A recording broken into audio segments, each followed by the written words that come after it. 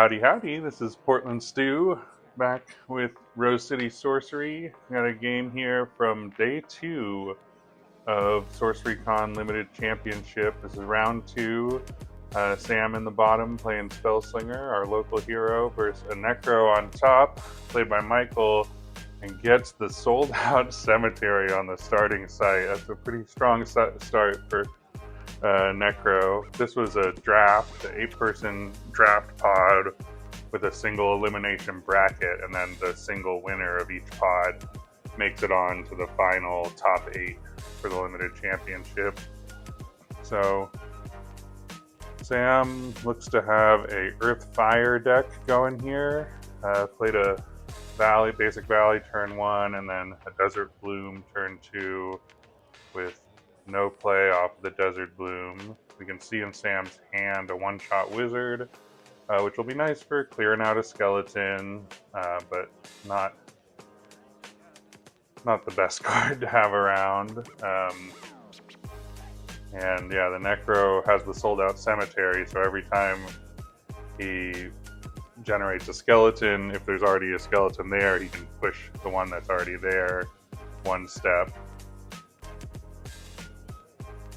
Oh, nice. So he generates a skeleton for 1, pushes forward and attacks with that skeleton, and then replaces the skeleton that attacked with a bone jumble out of his hand. I would be feeling pretty scared if I were Sam in this situation. Bone jumble is just great consistent value for a Necro. If you leave it on the board, then they kind of just have 1 damage per turn. And if you answer it, if you clear that somehow, they'll just bring it back. And a lot of the time it lets them sort of hit for an extra damage. So yeah, Bone Jumble, pretty scary. Any of those recurring minions really just are such good value engines for the Necro. Bone Jumble, if you don't know, it's a 1 mana, 1 air threshold charge minion that you can pay 1 and sacrifice a skeleton token to summon it to that skeleton token's location. Yeah, and so Sam got that one-shot wizard in hand, a 1 mana fire minion that can shoot a 1 damage projectile, but it feels kind of wasteful to spend it on a card that can recur or that is free, but that's what Sam's got to do. Takes out the skeleton, and then uses the Bitten to clear the Bone Jumble. So that is going to make it hard for the Necro to clear either of those threats this turn, since now Necro has nothing on board. Bitten is a 1 mana, 2 power Earth minion that does 2 damage to an adjacent evil when you cast it, but when it dies, it gives your opponent a skeleton token. So it's got some downside, but generally a pretty good minion. And there's just a Forsaken for 2, and I imagine a token. Yep, another skeleton token, the value engine of Necro. I think Sam's best bet here is to maybe try and push damage. I mean, we can see Sam's got a great removal spell in hand in Kiss of Death and has a zombie horde, which is probably why he chose to take a sight for turn, is to start pushing towards that zombie horde, and maybe a big enough threat on board can handle the swarm. He's also got the Ravenous Werewolf in hand, which is a nice 5 mana, 3 power, +1 movement charge minion. So that looks like a Fertile Valley, or Fertile Earth, sorry. So that's the double Earth threshold. So Sam's up on 3 Earth threshold, 2 fire. Pretty good threshold to be in. Breaks the ward and considers swinging for 2. And he does it. Yep. Goes for the swing for 2. 2 damage in. The skeleton can't move to defend.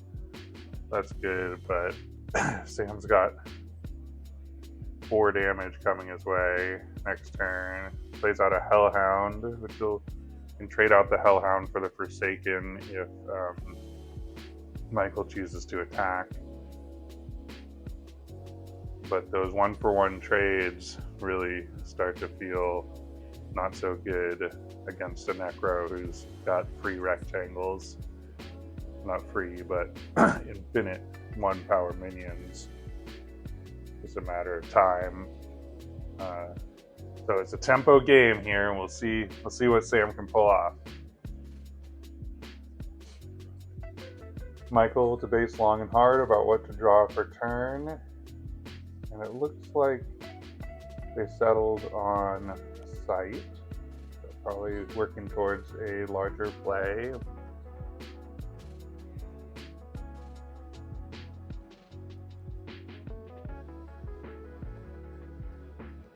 Drops a haystack.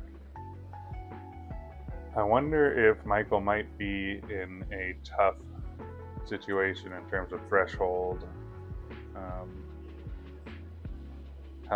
Sam chooses to take the 3, and Michael puts an Entombed underneath the forward sight. It's a 3-power minion. Burrowing must be cast burrowed. And then Bone Spears to kill the Bitten. So with Bone Spear, you sacrifice undead minion and fire a 3 damage projectile from its location. That's 4 mana spent from Michael. Pretty solid board state to land on.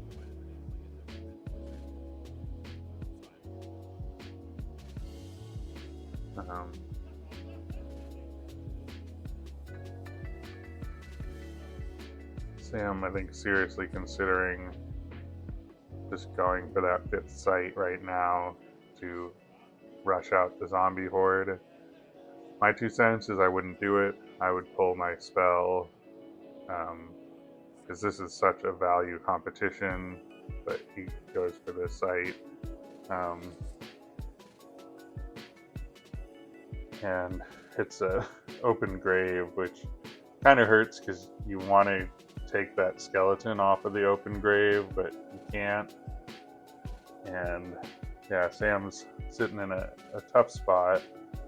He's gonna trade out with the skeleton, which technically Michael could have blocked with the Entombed.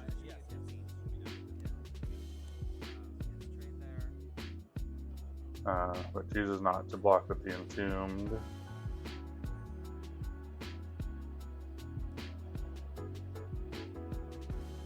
Counting his mana. I'm sure Sam's either going to go for the Ravenous Werewolf or the... Okay, Sam takes the trade on the Entombed. I'm not sure how many cards in hand Michael has. Sam deciding where to place that open grave. We'll put him at 4 Earth. There's back row. And here's the zombie horde. Which feels good. There's no way to hit that zombie horde with the bone jumble with what Michael currently has. We'll see if he has some play in hand. He went site for turn, so both of these players are choosing to take some sites for turn, rushing towards their bombs. Wow, exact same move. Oh, that's maybe a bit of a mistake. He can't move to defend. Sam tries to defend with the zombie horde, but can't. It's an interesting positioning on the zombie horde for Michael. Sort of offering the 1-for-1 trade, but also leaving himself open to letting Sam's zombie horde just kill the Forsaken. But a zombie horde can never block anyways, so there's not like a position he could put the zombie horde in where it could block. Oh, and that's a great draw from Sam. Picks up the buried alive, so I expect we'll see a berry on the zombie horde and then kill the Forsaken. And then Sam's actually got the better board state, probably for the first time in this game. I mean, I guess for a minute with that bitten and one shot, he was in a decent boat. Buried alive.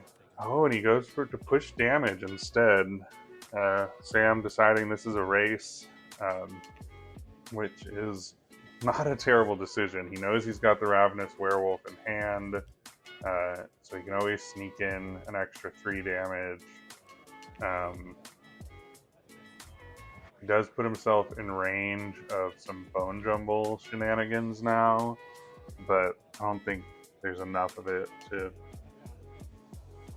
really do anything crazy, though we could see a Bone Jumble into Kiss of Death combo if the Necro has a Kiss of Death. Although, wow, looking at this deck, so the Necromancer, Michael, is playing Water, Earth, and Air.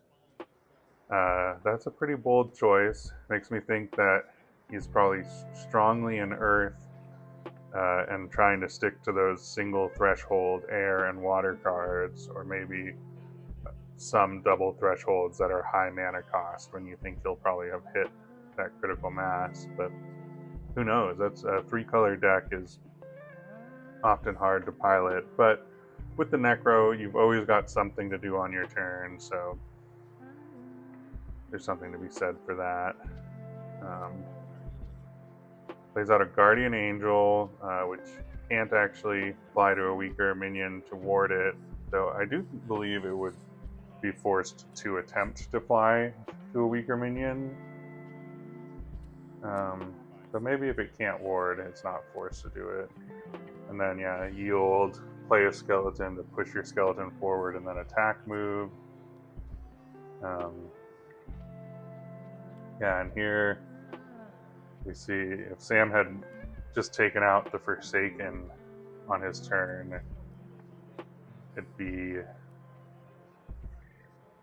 be doing worse in the race, but he'd have the stronger board presence right now, probably.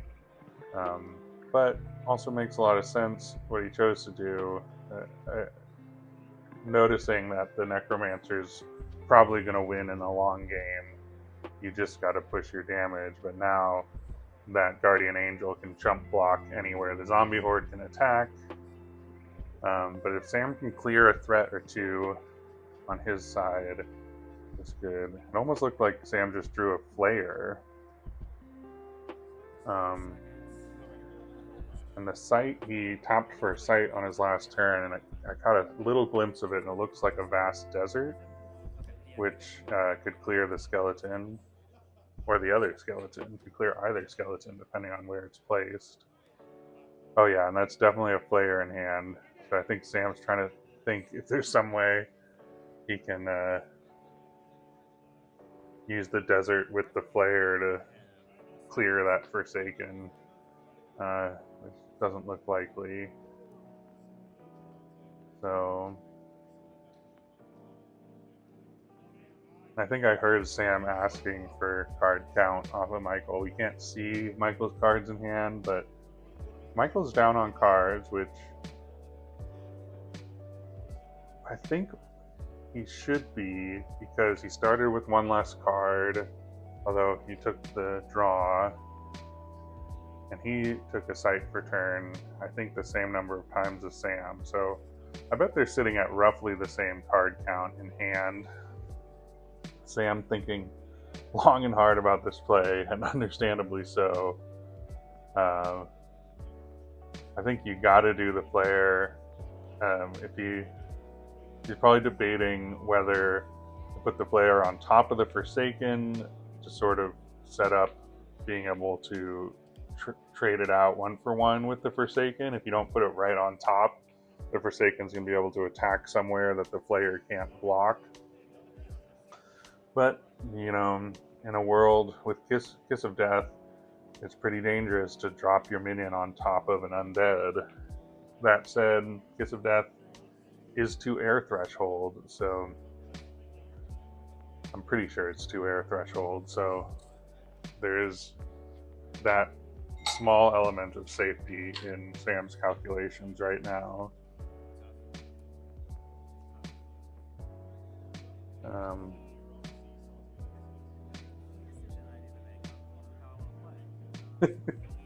And Sam, I don't know if you can hear the live game audio.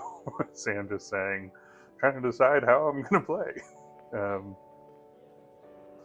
He plays the Flayer forward.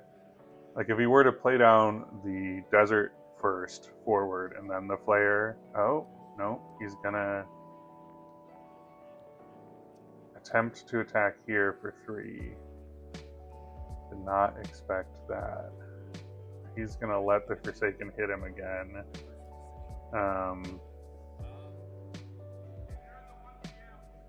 Which isn't crazy. He can clear that skeleton. That's with the other skeleton. I mean, he knows on board with no blockers, Michael can hit him for 5 damage with just the Bone Jumble and the Necromancer's ability to summon a skeleton to push the skeleton forward and get the double attack with the skeleton into Bone Jumble plus Forsaken. And so Sam's probably thinking if he can get within range of Doring on the next turn, he should probably attack to the side. Trial by Water is less likely than Buried Alive, though it does mean you're sort of further away from trying to deal that death blow. But yeah, each of these decisions so pivotal, and he decides to just double stack them. An Instigator Imp could really ruin Sam's day right now, but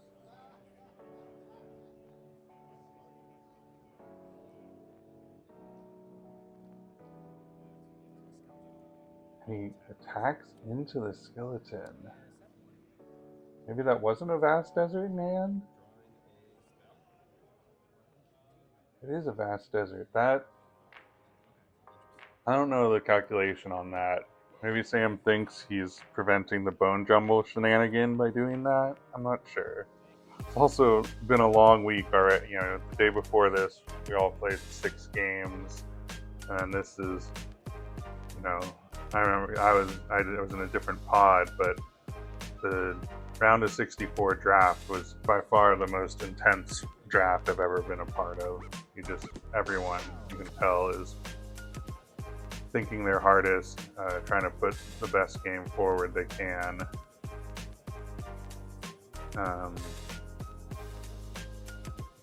You see Entombed and a Muddy Pig. Ooh, that Muddy Pig is a real nice delay tool. 5 mana spent, skeleton, but he can't do the Bone Jumble trick. So that's only 3 and 4 coming through at most.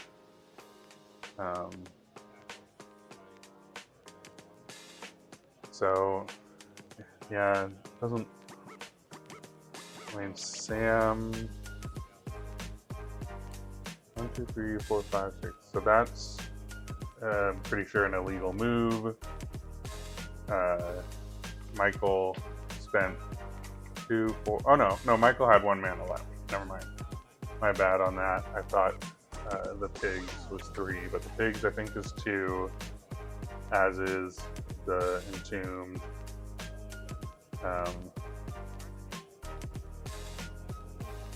So we can Kiss of Death and swing for 8, but with the heal for 2, that's still 4 life left on the Necro player. Oh, that's a Cage of Sidric, which would have been real nice early game. Does end the Bone Jumbles rampage, but probably too little too late. I mean, Sam needs an answer to the Forsaken too, otherwise he's at door.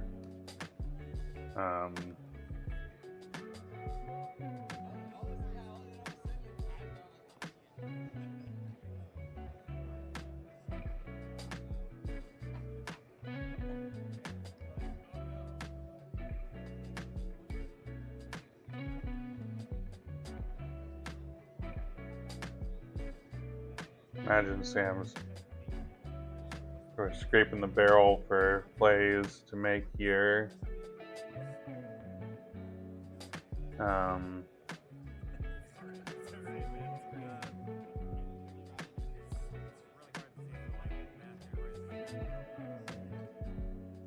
Now he could flare, but then he can still get killed by the bone jumble trick unless he leaves the Ravenous Werewolf untapped, and then he could block the bone jumble trick. So I think that's might be the only out, is you kill the pig with the horde,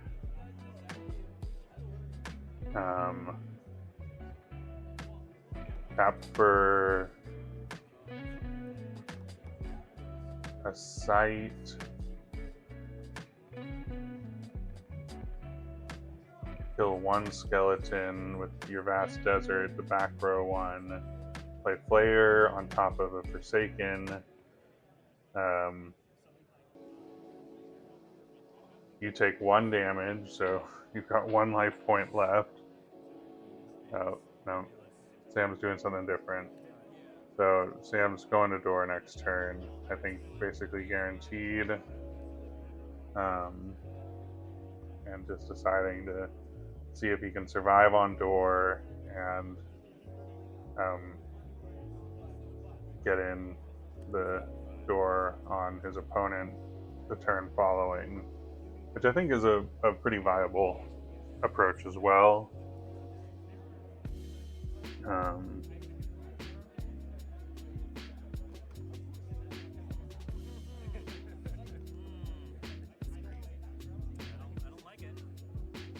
I can hear Sam saying, "This is crazy and I don't like it," in good spirits. Sam always a positive player, even in tough situations.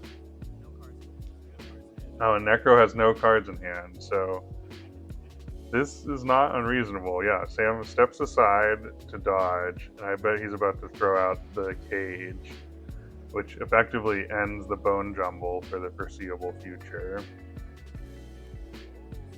Lock all minions with 2 or less power in this cage. Oh, he could have done it to the pigs too. I think he must have missed that the pigs are 2 power. Man, if he had done it to the pigs, that would have been 6. So then the Necro would have been at 2 life. Why wouldn't you cage with the pigs? Maybe I don't understand how cage works, but in my head I thought cage was just 1 power minions, but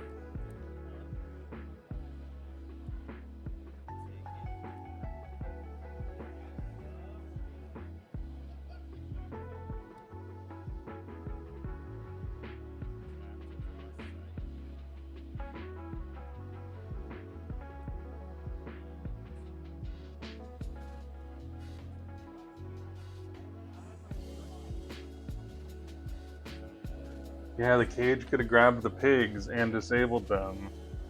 And then Sam would still have gotten doored, but would have been able to counter door on this turn, guaranteed.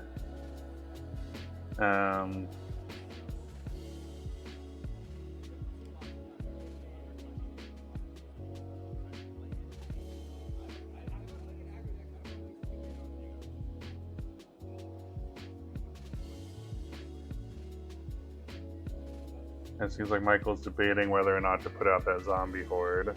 So Michael, surfaces the Entombed, swings with the Forsaken to get the door, plays a zombie horde, and does the skeleton, summons a fresh skeleton. Doesn't get to push forward though because the other skeleton got dragged into the cage. So if Sam had caged the pigs, this would have been door, but yeah, opponent saying, I did not expect to see a cage today.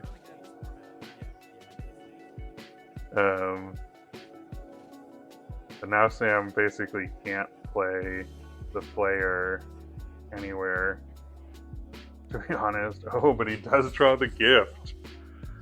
So with the gift, he's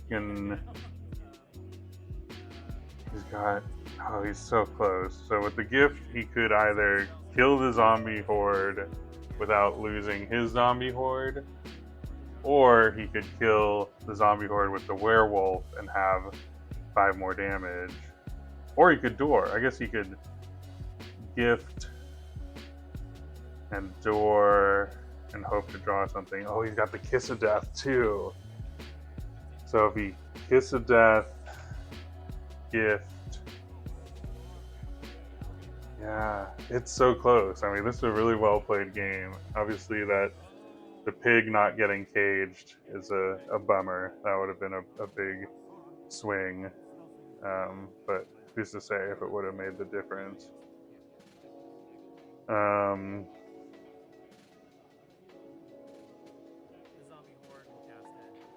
Yeah, and the zombie horde casts the Kiss of Death because Kiss of Death is only 1 air, so that has been something to be afraid of all game. So now Sam could tap, play a sight, and get up to 7 damage, but that's 1 too few.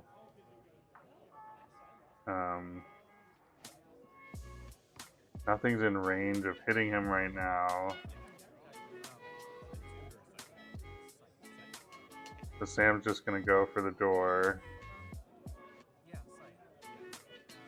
Yeah. Could have left the werewolf as a blocker if he didn't have to door like that. Probably going to play the desert forward to clear the 1 skeleton. Yeah. So the Necro can build itself a blocker. Oh, but Sam, big brain play. Okay, Sam put the desert forward. This is one of my favorite moves to do in Limited, is if you have a flare and you can get a forward sight like that, a lot of times people don't see the flare death blow coming. But there's not going to be any charge except unless he's got another bone jumble. Oh, he's got a zap. Wow, top decks the zap. That's wild. So, very lucky kill there.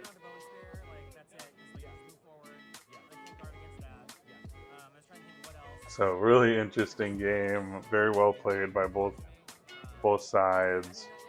I don't think caging the pig would have really prevented the door of Sam and then the zap draw. Like Sam would have doored on the same turn either way. So yeah, really well played by both players. Super close game. Always cool to see a spell slinger give Necromancer a run for their money. So hope you enjoyed, and yeah, look forward to more SorceryCon coverage. This is, I think, the last game we'll see in the Limited Championship series, but I'm sure there's some Constructed to come and other games from lots of events, especially those here in the local Pacific Northwest and Rose City area. So hope you enjoyed and have a good one. Thanks all.